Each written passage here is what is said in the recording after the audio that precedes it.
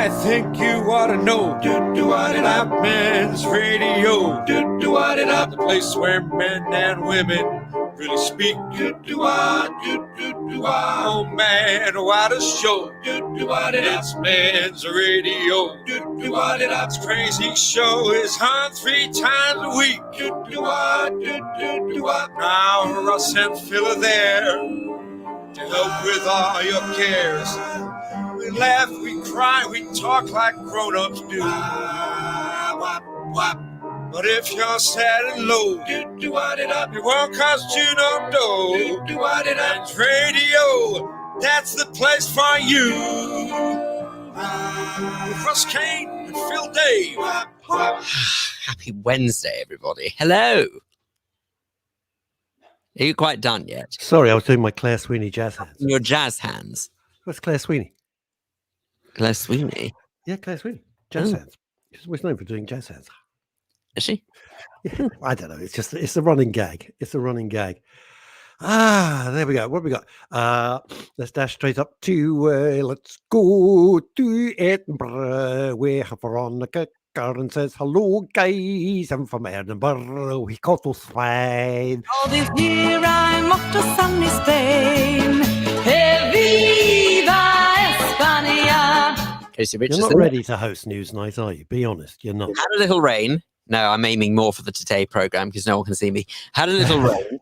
Now enjoying liver and kidney and veg. Good Lord. So what happens when it rains? It just falls out the sky. You go, oh, it's raining. Oh, look, liver and kidney and veg. There it is. It's over there. Parts of your organs just fall out. Gracious. Oh, that is disgusting. Let's speak to no relation Linda Dave. Hi, guys. With a, I actually can't see what that. Hearts. They're little love hearts. There you go.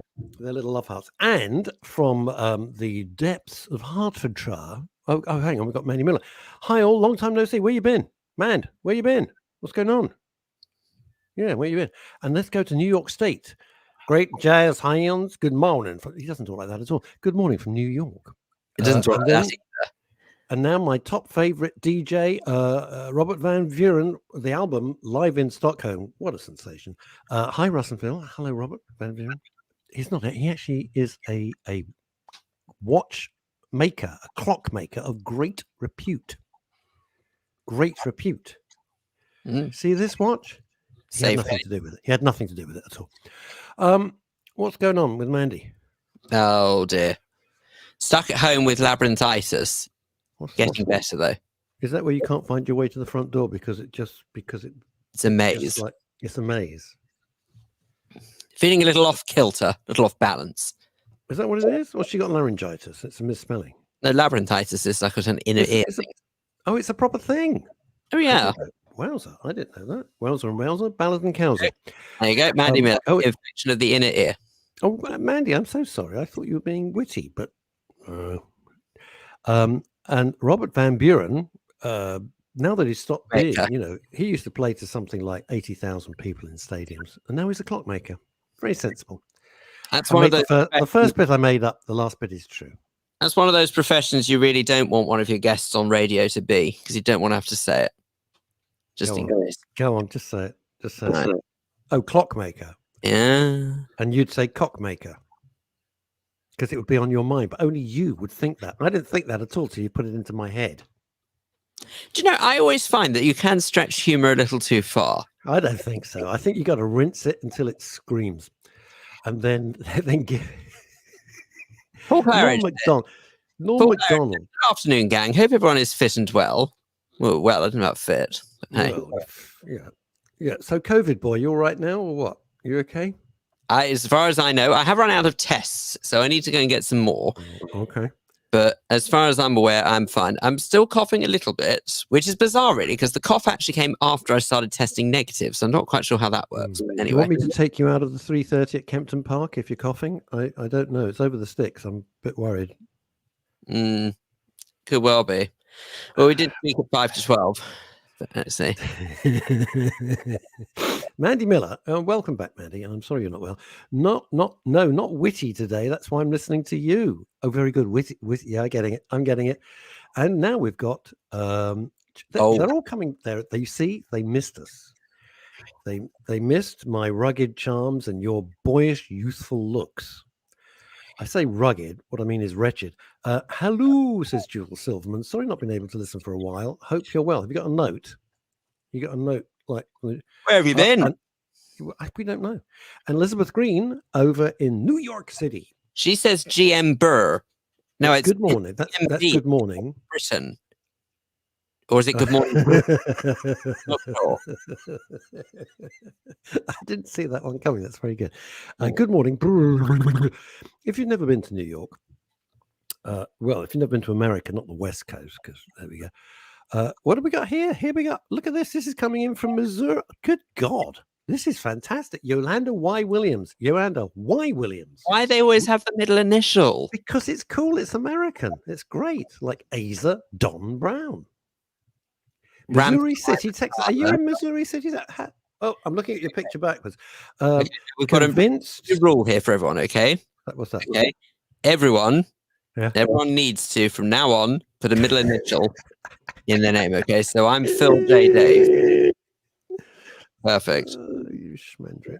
Anyway, right. Yolanda, hi there. Are you seriously in Missouri City, Texas? That's so exciting. Convinced cannabis cures COVID, legalized Texas.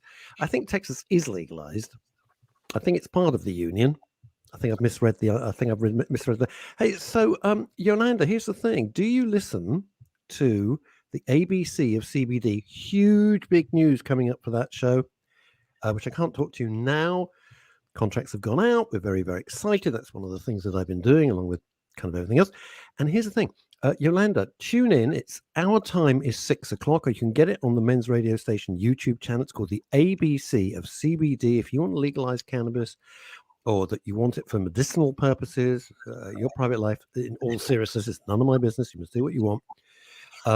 Then please look it up on men's radio station YouTube channel. Look up the ABC of CBD or join us. We would love you to join us from Texas. That would be how cool that. In fact, my eldest son will be going out there the middle of next month to go and live. Elizabeth Green, USA. Added... You should have said, oh, that's a shame. You should say something. Don't just go on to Elizabeth Green because you're trying to curry favor with her. Get a discount at Topshop. I know what you're trying to do. No, Yolanda's very excited. She says ABC of CBD. Thank you. Oh, bless you. Yeah, hey. I think you'll like it. It's with Ollie Mammon. He's fantastic. Asa Don Brown says John F. Kennedy, JFK. Very good. Elizabeth Is he Green. Listening? That would be. Who knows? How would that be? Where's he listening from? The grassy knoll. Or Facebook. Let's have a look at. Let's have a look at Elizabeth Green here. USA added my middle name to my legal name. What? Oh, come on. Enough time's passed now for crying out. Elizabeth Green, yeah, the USA, they love it, don't they? But also what they do, they'll have like, I don't know, whatever you're thinking. It's like if it was Asa Don Brown, they would have no, what do they do? They often have an initial, don't they? When you used to watch those Quinn Martin productions, like Canon and stuff like that, you always knew it was going to be a crap show if it had yellow titles. If the titles were in yellow, my kids would all say, well, we can't watch this, it's going to be terrible. Elizabeth Green, Elizabeth Ann, they named you after basically kind of every queen that was there, wasn't it? Elizabeth Ann Green. Do you know, I feel like there's a whole world of potential social media for those who are no longer with us. Not only got Pale Facebook. It's called Heaven or Hell, isn't it? Pale Facebook. The afterlife. Yeah, Pale Facebook. Stiffer. Got... or YouTube. And you see, this is what I say to everyone. Everyone thinks I'm the nasty one, and he's, butter wouldn't melt. He's way nastier than I'm. I love using my middle name. Yeah, well, it's cool. Hi, I'm Asa Don. Yeah, but it sounds impressive. You're wearing a bloody Stetson. It's great. Hi, I'm Asa Don Brown. You're wearing a Stetson. It sounds great. All that's missing is the chink of your spurs as you open the saloon doors, and the piano player stops, and everyone stares. I'm looking for my boys. What's that? Facelift. It says Facebook user facelift. Facebook user who's just said facelift. Who are you? Because it's not very good. I want to know who you are. Paul Andrews, you're in rocking form today. I'm not putting all of this up. People can read it. People can read it if they want to. How very, very weird. I had a luncheon yesterday with. I've reconnected. I've been friends with him on Facebook, but I hadn't seen him. I'm not going to tell you how many years because it will age me, but a lot longer than Phil's been on this planet, gracing us with his cravats. Oh, speaking of which, I couldn't sleep last night. I made the mistake of trying to have an early night, which meant I was up for most of the night. And thank God somebody phoned me. Anyway, not in the middle of the night, but otherwise I would have been late. And there was a fabulous advert for cravats. And I thought, I know, as a little something, I'm going to go online to this particular advertiser and get Phil. The cravats were stunning, right? They started at 240 quid. So sadly, you're not going to be getting a cravat in the post. It's very nice of you to even think of that. But yes, I am aware that actually sort of bona fide cravats can be sort of grossly overpriced. Oh, so, no, what was that phrase you just mangled? What was it called? Bona fide or whatever it's called. And it was a genuine. But the Fido, that's a dog biscuit. Is it? Oh, okay. Well, you know what? I don't know. And if it isn't, it is now. I've just made that up. That's funny. But but it's true. It's sort of the authentic cravats are grossly overpriced. Crazy money they were. This has got nothing to do with mental health. By the way, Chrissy Richards, my middle name is. She's on drugs again. You know that. Chrissy Richards, my middle name is Silver Lady. Yeah. Sounds like an album that Neil Diamond would have made in about 1978. The new album by Neil Diamond. It's Silver Lady. Let's play a track. I'm being told off now. Bona fide. It's bona fide. Not bona as in Julian and Sandy. Hello, I'm Julian. It's my friend Sandy. No, not that. Bona fide. And for God's sake, well, I never studied Latin, did I? So. Did you not? And yet you're very loquacious. Interesting. I had to study Latin for many, many years. And then I had to study chemistry and biology and physics, none of which I wanted to do, but it was either that or I had to study ancient Greek. Oh, this is a plug from Sen Monroe. Look, that's unusual. Latin, but then again, Vitus sic est, so there you go. Vitus is a dick. Is that what you said? No, isn't it Vitus sic est? It's something like such as life or something like that. That's live. I've no idea. Someone wrote. There you go. Vitus sic est. Oh, yeah, we've been here lately. Wait for the plug. Here we go. Editing my book for the film Sweet Dreams, and I'm under a little pressure. You can relate because I don't have sweet dreams. I have nightmares every night. I never have dreams. Never have good dreams. They're always terrible. So you're editing the book for the. Yeah, I totally get being under pressure. What is that? It's a big plug. Yeah, it's a big plug. Boni fido. Get back to work, San Monroe, and stop messing about on the radio immediately because there's a crew waiting to shoot your film. And then they're going to shoot you. Elizabeth Green. I had a late night. I don't know why I'm talking like that. She doesn't talk like that. Went out, so grown up, went to listen to jazz, then had Mexican food. Oh, dear God. Really? Tent pegs on the duvet, darling. And then got the subway home. I think what she means is she went to Subway, bought a sandwich, and went home. Probably what she means. Probably what she means. Seemed to amuse my young colleague. Paul Andrews, bona fide is also a thing. And so, social media. Paul, you're in rocking form. Sen, stop listening to the show. Go back to your editing immediately. Come on, stop it now. Give our love to Ziggy. Ziggy who nearly killed you. Only you, Sen Monroe. Only you. Right. What has particularly amused you, apart from the fact that we vaguely have careers? What is gone? It's completely gone. Now the big question is, what is Linda Dave's middle name? Christ, it's like Radio Norwich today. What is Linda Dave's middle name that she won't use that she hates so much? What is the matter with you? You're right. I must apologize to everyone listening on the David Wimble's Empire. That is Deluxe Radio, 42,000 of you. Hello there. I'm so sorry. But my young colleague, the young whippersnapper, is completely dissolved into hysterical laughter. I'm not quite sure what has tickled his funny bone, but it must be.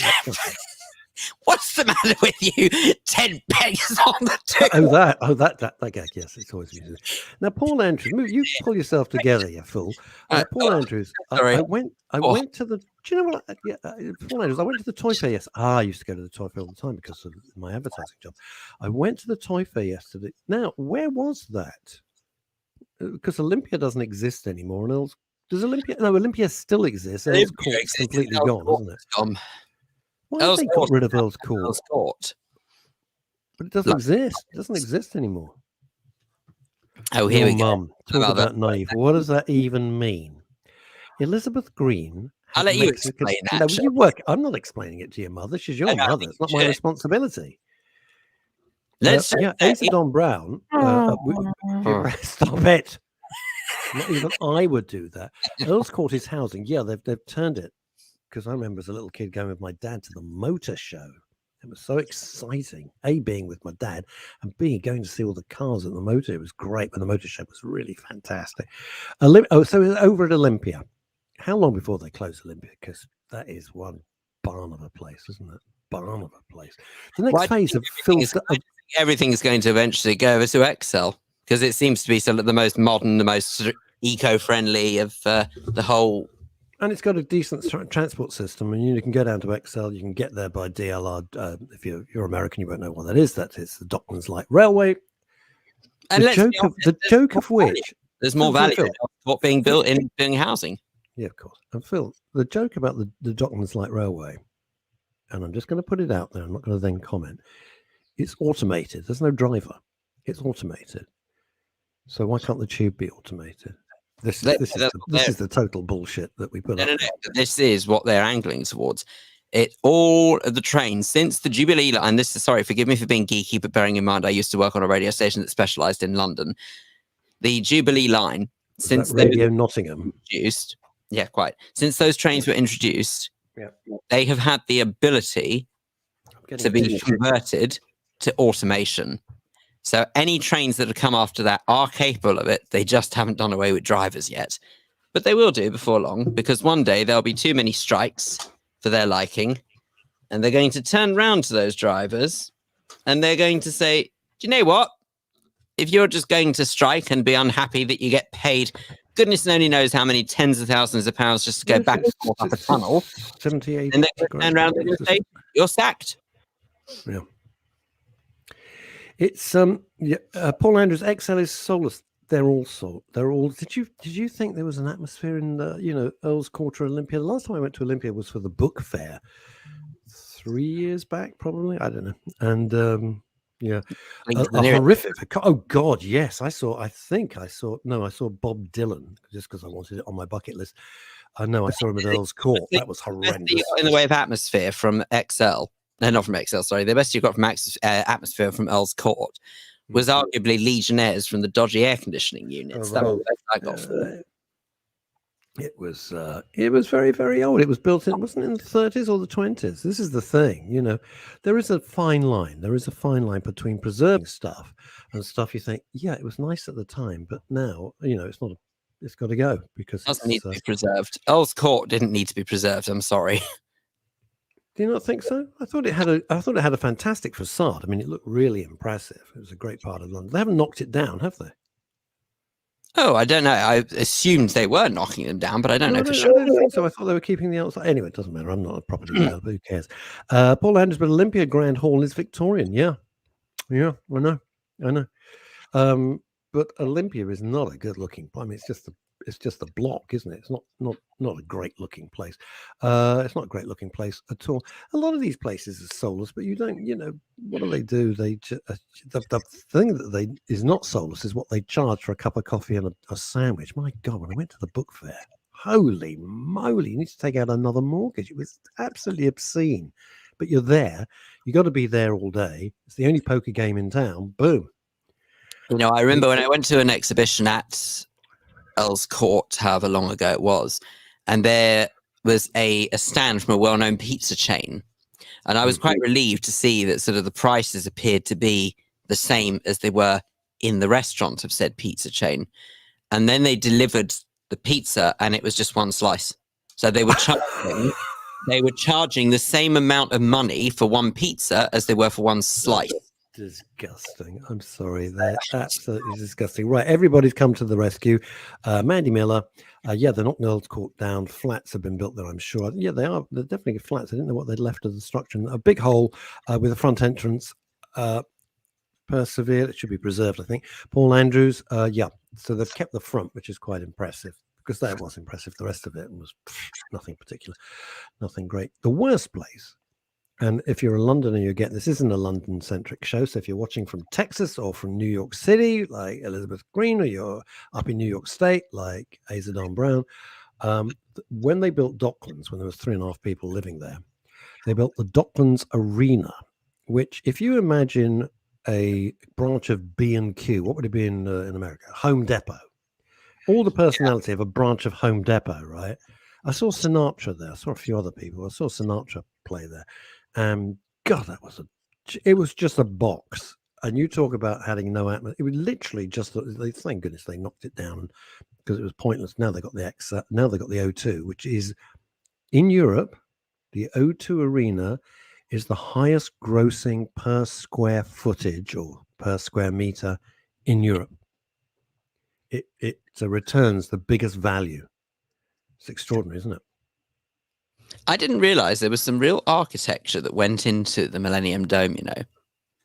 Well, yeah, There's something about the number of spokes that come out of it, I think represents something like a clock or something like that. There are 12 spokes coming out of it to represent the clock. Robert Van Buren probably built it himself. He thought, I'm fed up building clocks. I know, I built something enormous. He built the Millennium Dome. It took him nearly half a day. He was knackered. It's like a giant tent. This is interesting. Mandy Miller, there are shows going on behind in tents. I took my grandson to a dinosaur. How old are you, for Christ's sake? Did you leave the cave and said, let's go and see some dinosaurs? And they went, okay.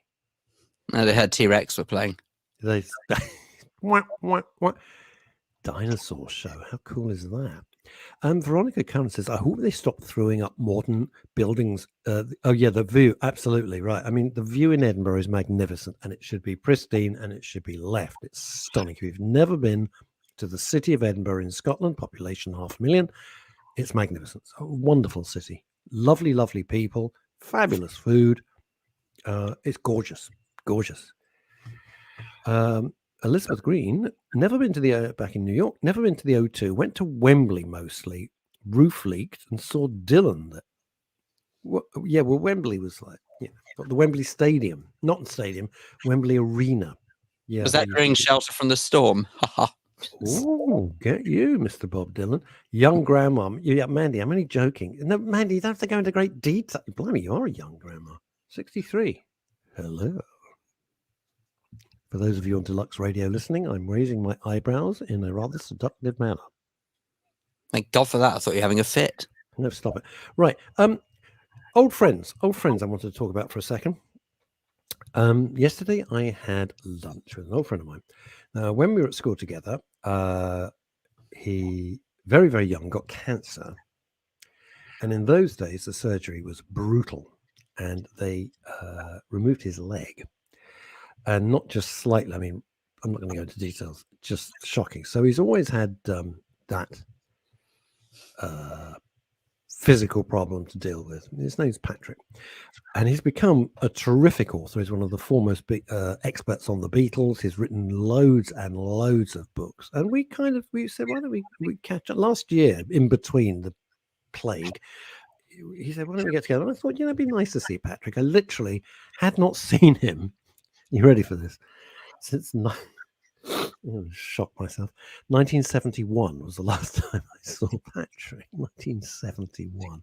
Anyway, we met in Victoria because we've got to pick somewhere. Did you take the number down wrong or something? Did I what? Did you take his number down incorrectly or something? That was it. Yeah, that was it. Well, that can be the joy of social media. I have no way of finding Patrick. How on earth would I do it? Bye, Phil. See you. What's he doing? Why couldn't he just get up to do that? He's moving his chair in the most ludicrous I'm 5 years old way. Linda, what the hell have you done here? What are you doing now? What's he doing? Why are you doing this with the chair? Have you got araldite securing your posterior to the thing? Oh, the Beatles. Very good.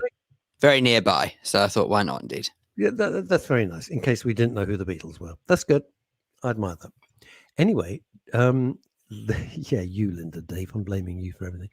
Anyway, it's very interesting when you talk about, I'm going to say disabilities. Phil, if I get the wording wrong, I expect you to jump in, please. I don't want to be insulting in the least.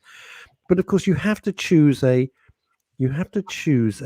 restaurant that has a disabled toilet, that there's no steps that's going up. So you have to think of all these things, and somewhere that's near for Patrick, because he was if he's feeling well enough, he'd be on crutches. Don't forget, he's had this since a child, or he's in a wheelchair. So we went to Soho because I knew this particular restaurant, Little Italy, has got a disabled loo on the ground floor, and there's no lip or anything. And Anthony Pelledri, who owns it, and Neil, who's the greatest waiter in London, and it was lovely. But I was just thinking, there's nothing like old friends. I mean, sometimes you reunite with people and you think, no, we were at school, but I've got nothing in common with you now. You've got nothing in common with me. You probably don't even like me. Quite understandable. And that's it. But sometimes it's just terrific to just be with people you've known all your life. And it's a very easy camaraderie. And I wonder how many of you are still in touch with old friends. I don't mean people the last 10 years. I mean, like, who've been lifelong pals. I've got a friend who's old. Does that count? Well, don't look at me when you say that. Paul Claridge. Wow, 1971, Russ. I was 2 years old. Shut up, Claridge. I never liked Claridge. I never liked him. I put up with him. I put up with him because he had cancer. He had cancer. I put up with him, but now he can sod off. I'm now almost 53. Linda Dave and Elizabeth Green both saw the Beatles live at the Hammersmith. If you want to talk. Yeah, what are we supposed to do? It's not Logan's Run, gang. Because you're over 30 doesn't mean you throw yourself under a bus. My dad, the nicest thing my dad ever did was take me as a total surprise. I mean, it's so out of character, I can't begin to tell you. Who said, I got tickets to see the Beatles. I went, what, Pop? What? And he took me to the Beatles show, the Beatles Christmas show at the Hammersmith Odeon, as it was called, or Hammersmith Odious, as it was always known. And funny enough, I was talking about it over lunch yesterday. I can remember every second of that night, every second of that night when my dad took me to see the Beatles. That was extraordinary. Right, Linda Dave, you could read this. It's your mother. So my fault. My mother says, I've been best friends with twins, and we were at school together 63 years ago. We still speak every day. Yeah, does she say, I want my pencil back? I can vouch for the truth in that statement. Really? Oh my God, Andrea Lucas. I saw the Beatles live. Yes. I saw the Beatles live at the Finsbury Park Astoria when I was only 14. Interesting about the Finsbury Park Astoria. My dad told me that when he was a young guy, I mean, my dad passed 22 years ago, but Christ, where's the time go? He saw Sinatra when they were called through the Bobby Sox era, and all you Americans watching all over the States and in Texas will know what I mean by the Bobby Sox era, when Sinatra was like a pop singer. He played, but unbelievably, at the Finsbury Park Astoria. My dad went to see him there. Mandy Miller, I wish I was old enough to see the Beatles as a kid. It was just extraordinary. Now, do you know what, Mandy? On that basis, I have been to see. Obviously, I wasn't old enough to go and see. You weren't born. Say it. Get it over and done. You weren't born. However, I have been to see the bootleg Beatles in concert, and honestly, one of the most amazing nights of my life. I know it is not the Beatles. What about Doreen from number 33? That was quite good. The bootleg Beatles are a very, very close second. I can highly recommend. They were very good. I wonder, are they still doing it? Oh yes. I'm not being rude, but they're getting on. I know that for like 30, 40 years, I think. Wow, Elizabeth Green. Your memories are coming back, gang. We've got Sammy Davis Jr. at the Talk of the Town. That used to be really pish-posh. Talk of the Town. It's like a kind of casino now. My mother took me. Your mother took... She was talking to you in those days? Blimey. I love it. Andy says the support act was Jerry and the Pacemakers. Whatever happened to them? Well, he died. You said he said. I can remember the whole act. There was Billy J. Kramer and the Dakotas, a band called Sounds Unlimited. See, this is ridiculous. What I can remember: Elkie Brooks, and it was Okie Brooks. I hate to say who it was hosted by, but let's just say Steve Coogan is portraying him in an upcoming BBC series. The name will not pass my lips. The Beatles and Freddie and the Dreamers. Oh man, it was fantastic. What a show. You were made for me. Everybody tells me so. Mr. Grimsdale. So I seen Paul McCartney live in Cardiff once, but disappointing as he couldn't. Yeah, well, I think when you go and see McCartney now, you just want to be in the same room, and I really mean that in the nicest. Just to think I'm under the same roof as Sir Paul McCartney, that's enough for me. That would be enough, you know. Of course, his voice. You know, I don't know how old Paul is now. Paul, I don't know. I don't know how old he is. Sir Paul, I don't know how old Sir Paul is now, but he's not going to get Rolling Stones. Get out, Elizabeth Green. Holy moly! Read that out, Phyllis. Sir Paul McCartney is 79 years old. Well, he's not going to reach the notes anymore. Of course, he's not. This is fantastic. Look at this. Where's my bloody thing? Oh, Elizabeth Green, Rolling Stones in Belsize Park Club. You'll remember 1961 also. No, it can't have been 61. They weren't together till about 64. Don't think they were together before 64. You're younger than you think. Mandy Miller thinks Paul McCartney is 72. I'm afraid. Yeah, dream on, Mandy. You'd love it. He's a touch older. Oh my Paul Claridge, one of the best gigs I ever went to. Okay, it was in the very early 1990s, so not at the height of his fame. Jerry Lee Lewis, a small venue in Kentish Town. Wow. Even then, he blew the roof off the place. Good Lord, what had he eaten? Well, he's had Elizabeth Green's Mexican food. He had Mexican. Get the pegs out. All right. I am dreaming, says Mandy. Right. Well, who looks great? Paul. Wages. We love Paul. Anyway, so it's interesting that some of you are still in touch with your best, close friends. Elizabeth Green said, I'm on to scroll through. How much? My brother saw Frank Sinatra at the Albert Hall and paid £5 for the ticket. Bloody hell. When was that? 1920 or that? Wowee. Can you imagine what the tickets were? The tickets were. I saw him, as I said, at the Docklands Arena. Just because I always made I think I mentioned it before, a bucket list of big stars that I wanted to see, even if they were not at the height of their powers. So I went to see Bob Hope and people like that. My friends used to work for Paul and Linda. Wowza. Paul Andrews, I sense a link.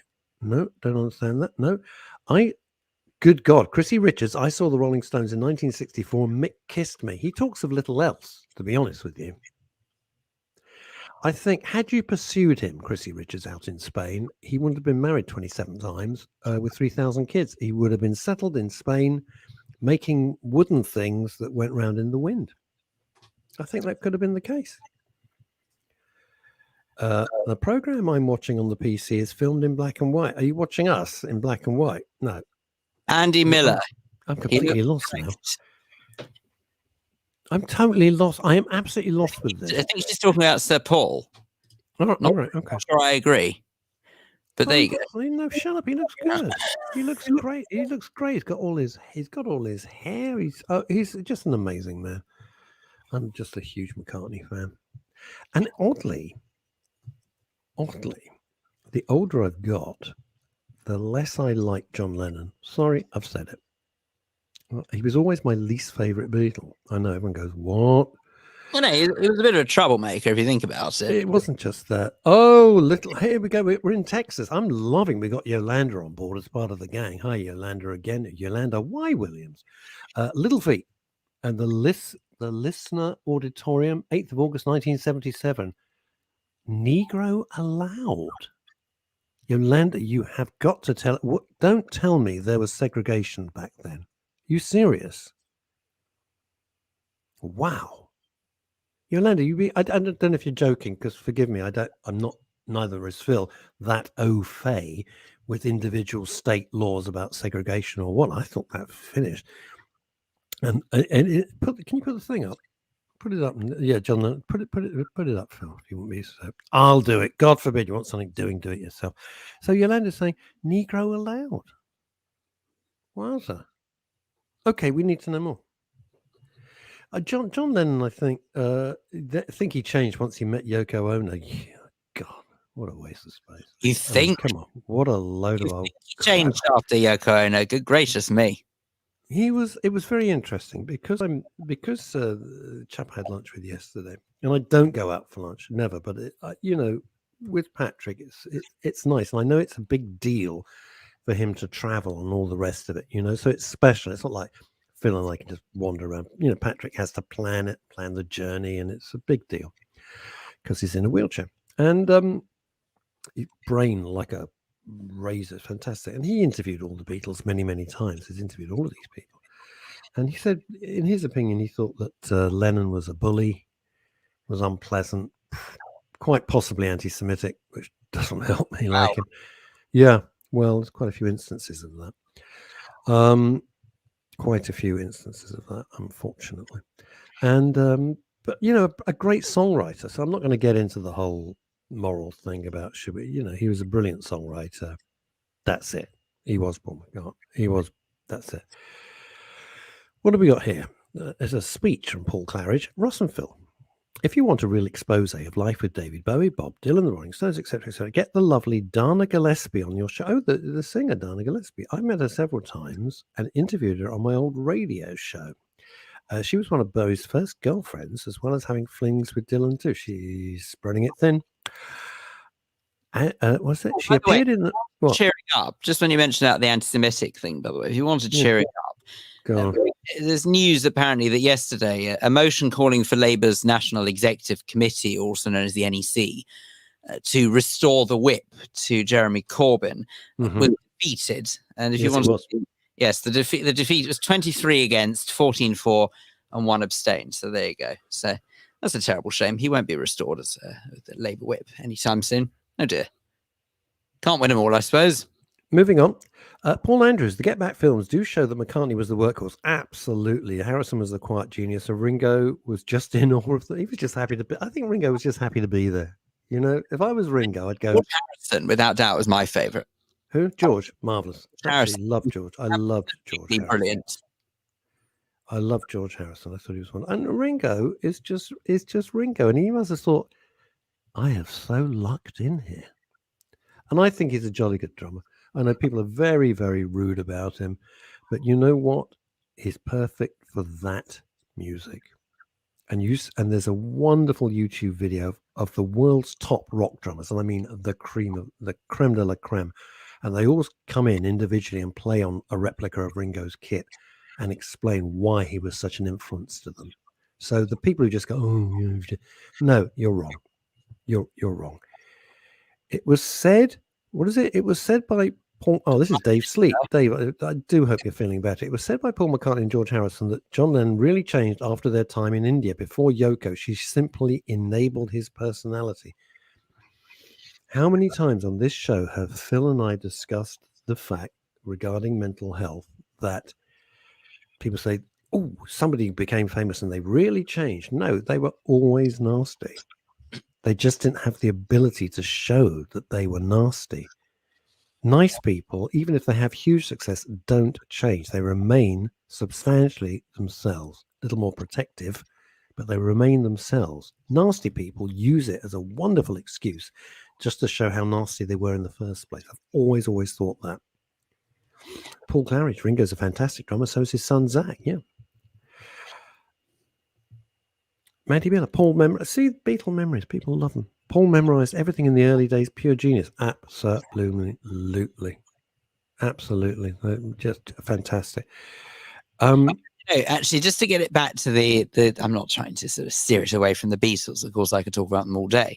But for me, I find that if I am feeling a bit flat or I need a little bit of sort of like zhuzhing up, as it were, I actually often just stick on my little Beatles playlist and just listen to their music.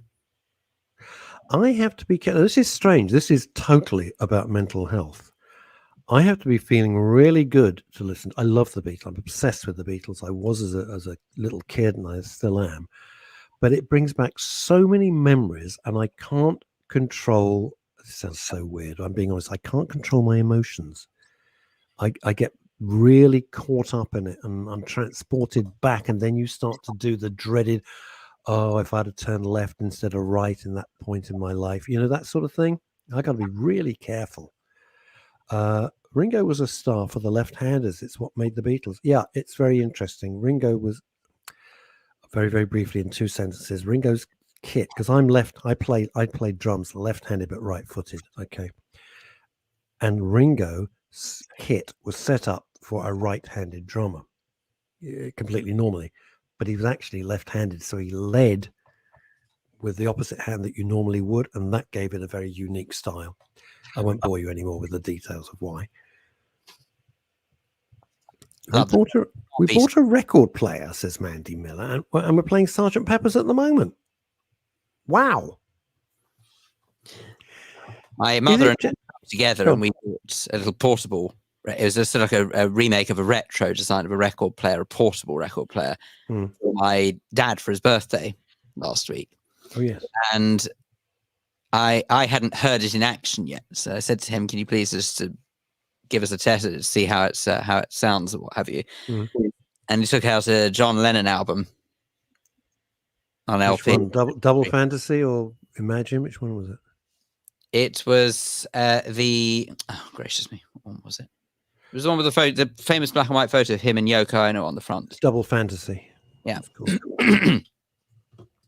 And he was murdered shortly after it came out. I don't know.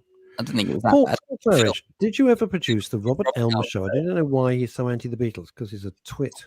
No. The short answer to that, Paul, is yes. I was Robert's producer for maybe a year or so on the Saturday show. And I think, having sort of got to know him, and obviously I know Robert's not here, but I don't think he was anti-Beatles per se. I think he was anti-playing the Beatles on his show. I think he is anti-playing the Beatles on his show because his argument is most other radio stations at some stage somewhere play the Beatles. And he doesn't sort of like being in that mainstream. He wants to be different. He wants to be quirky. And actually, that's true. If you listen to his taste in music, he's quite specific with what he chooses. He likes a lot of ska, doesn't he, and stuff like that. Which the thing I never understood is when he used to say he doesn't like the Beatles. I don't think it was that he didn't like the Beatles. I just think he didn't like the way that they saturated the music industry. That's what I think it's more the case of. Because they were that good is one of the problems. They were that good. They were not overrated. They really were. But I think it's impossible for anyone to say they don't like the Beatles, because that means they just haven't heard something from the Beatles that appeals to them. Because if you think about it, they were an absolute chameleon of a band. They chopped and changed and tried to do something for everyone. So there had to be some style somewhere along the lines that people... I know there were some people who were just diehard and absolutely loved everything.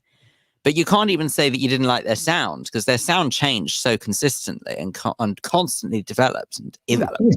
As they matured, you went from Love Me Do to A Day in the Life in 4 years or something insane. Think about that. That is an incredible trajectory. And then if you think of sort of the Indian influence that they went under, which totally transformed. So now if you listen to something like Norwegian Wood or something like that, that's a totally different sound to the likes of Love Me Do and I Want to Hold Your Hand or what have you. So I'm not completely convinced. As Paul Andrew says, from ballads to rock and roll to the wall of sound, that kind of... Didn't Phil Spector produce? God, I can't believe we were talking about music. We don't normally. We can. People think we can't. We can. We just choose not to, because that's not the basis of the radio. Wall of Sound, that was Phil Spector's thing, who was obviously a lunatic, but a genius producer, but a lunatic. Orchestral, the lot. Yes, Elizabeth Green. Here's my issue telling all these tales. I can't remember names of stuff anymore. It's terrifying. It's terrifying. Scary. It was the Country Club. Country Club in Belsize Park. Remember that? Wowza. Yeah. He produced Let It Be after the split. Yes, he came in and reproduced it. Is that right? I think that's the... Now see what's happened? Music or the What's that? Music or the recollection? They've got us all talking. Oh, completely. Look, we could do this every day. You start talking about music and then people remember where they were, what they were doing. It's the soundtrack, the old cliche, but it's true. It's the soundtrack to your life. That's what it is. Question for everybody watching this. You won't be able to do it if you're listening only on Deluxe Radio. If you're watching this, I've asked Phil, but I want to ask you, does the picture, now that I've got fiber optic, does it look better? Please tell me yes, because otherwise I'm just going to bang my head against the wall. I didn't know this was a possibility. My mother says saw the Stones at the cottage cheese. The country club, you fool. Oh, The cottage cheese. There was not a club called the cottage cheese. just If there was a cheese club, your mother would have gone Dutch. hey. Come on. Right.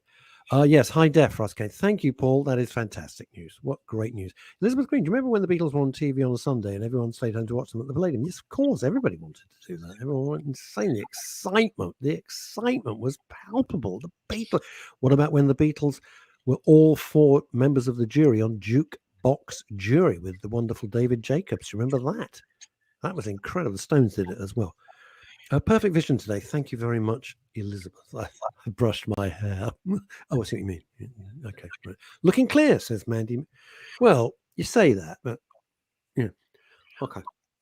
Yes, says Chrissy Richards in Spain. So we've got New York, we've got the UK, we've got Spain. Everyone's happy. They can all see. That's fantastic. That is really great. That is really, really great. Where's the dog? The dog is exactly 3.5 feet away from me. Every show, she is just there, 3.5 feet on my left, which is your right. That's where the doggy. She's just down there, snoozing. That's what she does. I didn't think the show was that bad. Well, she's quite a critic. Music definitely has a major impact on our mental health. Fiber optic is driving me crazy, Mike. Well, how many years have I put up with the worst internet I have ever encountered? It was just driving me crazy. Paul Andrews, and I waited outside for days in Soho Square as a kid to meet McCartney going into MPL. You waited outside for people would just for a glimpse. Very nice. Oh, cutie. Yeah, it's Mandy Miller. Are you talking about me or the dog? Hello. I'm raising my eyebrows again in a seductive manner. Yes, soundtrack of our lives. Music is totally so. And music, like comedy, when it comes down to mental health, etc., is completely subjective. There is no point arguing. There is no point. Let's take Robert Elms as an example. There's no point saying, well, he's wrong or he's right. That's Robert's view. That's his view. I'm going to just say it, I am not a huge Bob Marley fan. I've never been a Bob Marley fan. Everyone else thinks he's an absolute genius. There's an entire musical. They've taken off the Michael Jackson musical on Shaftesbury Avenue and put on a Bob Marley. You couldn't drag me to see it. I've no interest in it at all. Never enjoyed the music. Doesn't mean it's not great. People adore Bob Marley. They're right. And I'm entitled to think, well, it's not for me. I don't particularly like it. But if you talk like Motown, love Motown. Absolutely love Motown. Love it. It's just sensationally good. It's wonderful. Paul Claridge. If I could recommend a gig or a band, everyone should see. Well, Iron Maiden, Bruce Dickinson. They truly are entertainers. Yep. You get the whole audience involved. Yes, I know they're heavy metal. I like heavy metal.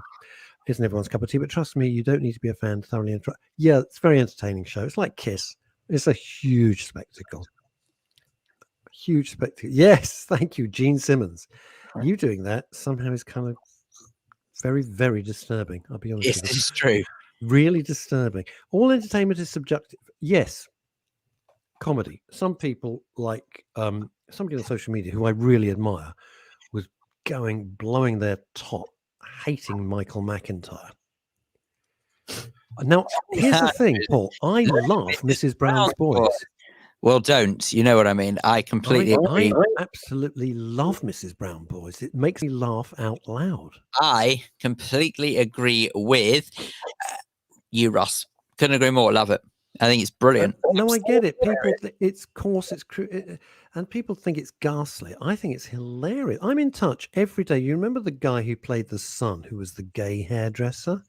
His Rory Cowan, who left the show because he didn't want to go to Australia for sort of 6 months of the year.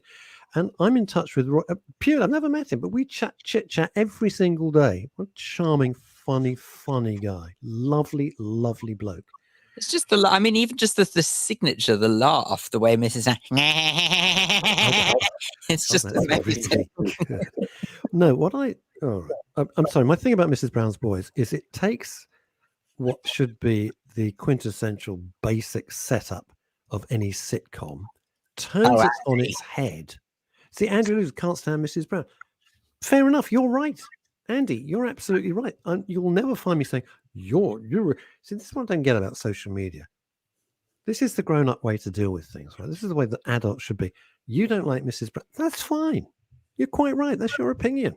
I don't like Bob Marley. That's my opinion. It's fine. I went to see Alan Carr, says Elizabeth Green, New York City, at Regent's Park with my 3 kids. Embarrassing. And I'm not, yeah, he got very, and I'm not approved. Really? I quite like Alan Carr. I haven't seen him for ages. He was very funny when he did stand-up. When Alan Carr was kind of first breaking through and doing stand-up, I thought he was very funny. I must admit, I think his earlier material's better. Absolutely. No two ways about it. No two ways about it. I think, you can get complacent. Same can be said. You see, this is the genius of really great comics. If you look at, I would say, Michael McIntyre, I think his earlier stuff was sensationally good, but you're very used to it now. You expect the skipping around the stuff, all that sort of thing. Good God, get out. Alan Carr was a manager at Brent Cross Tesco's. I knew he used to work for Tesco's. I didn't know it was Brent Cross. That is hilarious. I love it.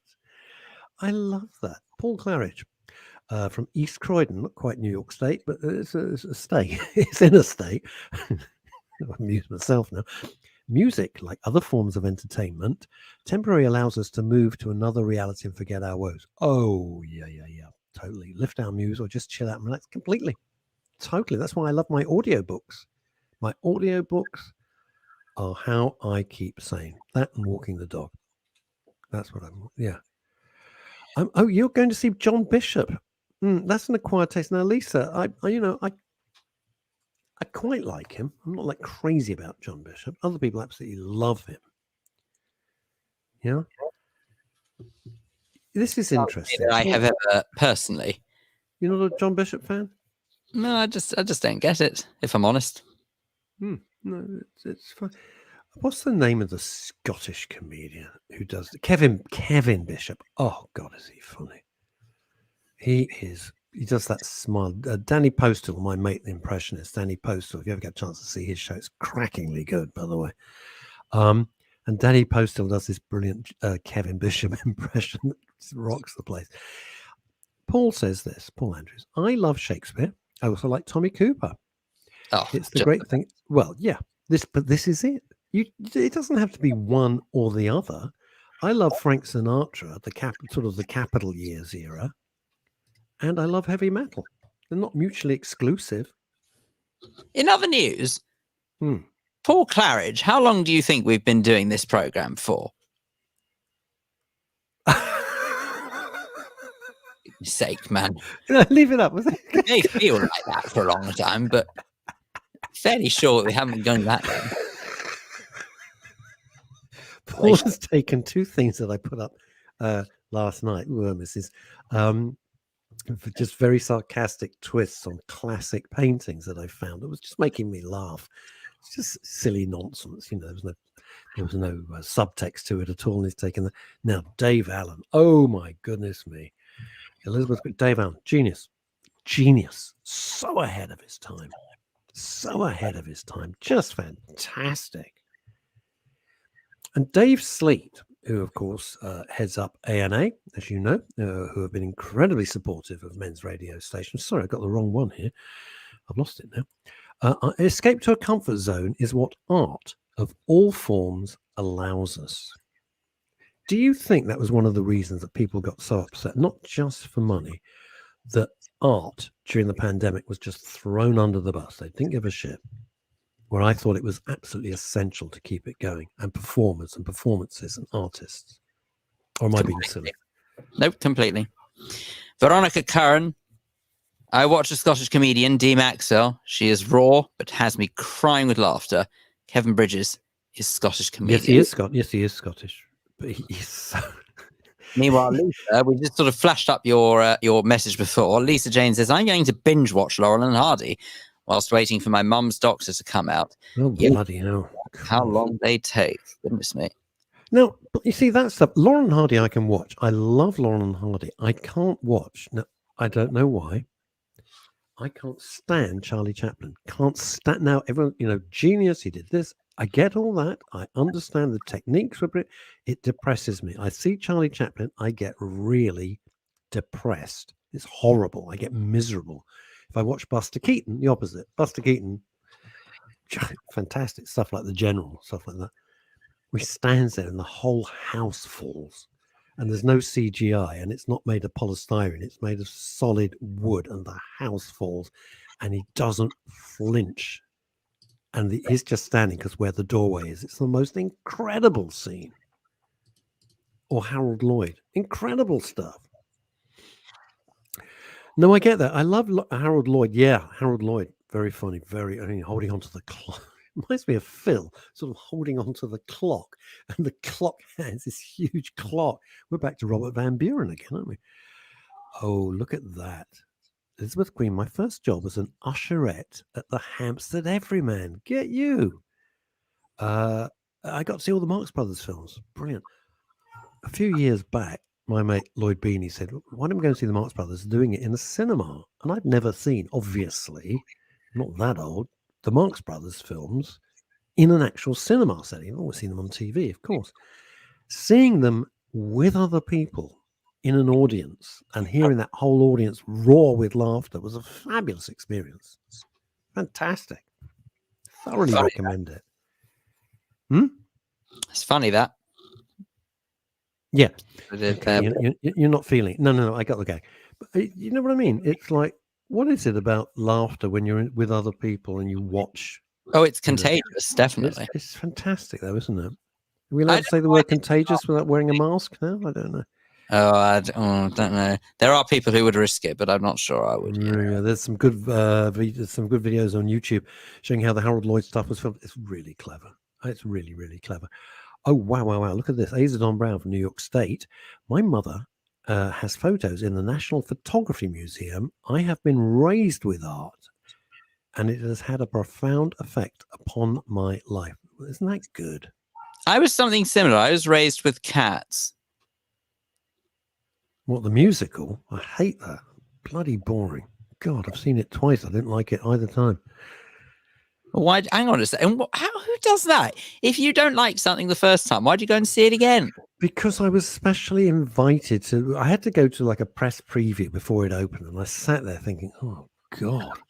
And there was no reviews because it was a press show back in the day when I had a life, and then it was like the 20th anniversary of the 50th, whatever it was. I was still at Capitol, and it didn't get any better with age. Do you know what? I thought, I bet I've matured. I'm going to really like it. I felt exactly the same. I'm not into cats, so I don't give a damn what happened to them. If it was a dogs, if the thing was called dogs, I'd have been fully invested. Cats, couldn't care less. Sorry, just don't care. Paul Harridge says, Phil, check your messenger quickly. All right, you do that because we've got time.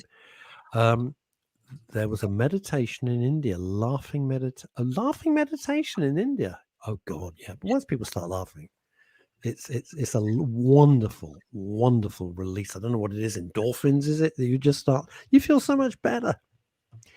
So when people say, why do you arse around sometimes? We go from horribly serious stuff with very serious guests and dealing with terrible traumas in their lives to do with mental health and what's happened. And then Phil and I, sometimes we just lighten it up because I think that laughter, as they used to say in the Reader's Digest, laughter is the best medicine. Justify their publication. Now, look, are you... Yeah. Were you ever on Stars in Their Eyes? Yeah, Stars in Their Eyes. Tonight, Matthew, I'm going to be Glenn Miller, went through the smoke, was never seen again. Oh my God, I'm Lars Ulrich. Oh, that has made me so happy. That is Metallica. Oh my God. That's James Hetfield on the left, Kurt Hammett in the middle, and my mind's gone completely. Oh my God. Robert Trejo on the right and the bass. And that's so funny. They've made me Lars Ulrich, the drummer. Thank you so much. I've had a blast today. It's been really lovely. Really lovely. And welcome back, everyone who's been away for a while. Welcome to Texas. To Yolanda over in Texas. You're part of the family now. That's it. We expect you here regularly. I've had a lovely, lovely time. Thank you. Hmm. Well, there we go. We should really do it all over again on Friday, I suppose. Friday, we have proper grown-up guests. Do we? Good Oh, grief. I No, mean, I know. We can't just ask around for now. Hope we've cheered you up. Hope we've made you feel a little bit better. If we haven't, sorry. Okay. see you Friday at midday. Bye.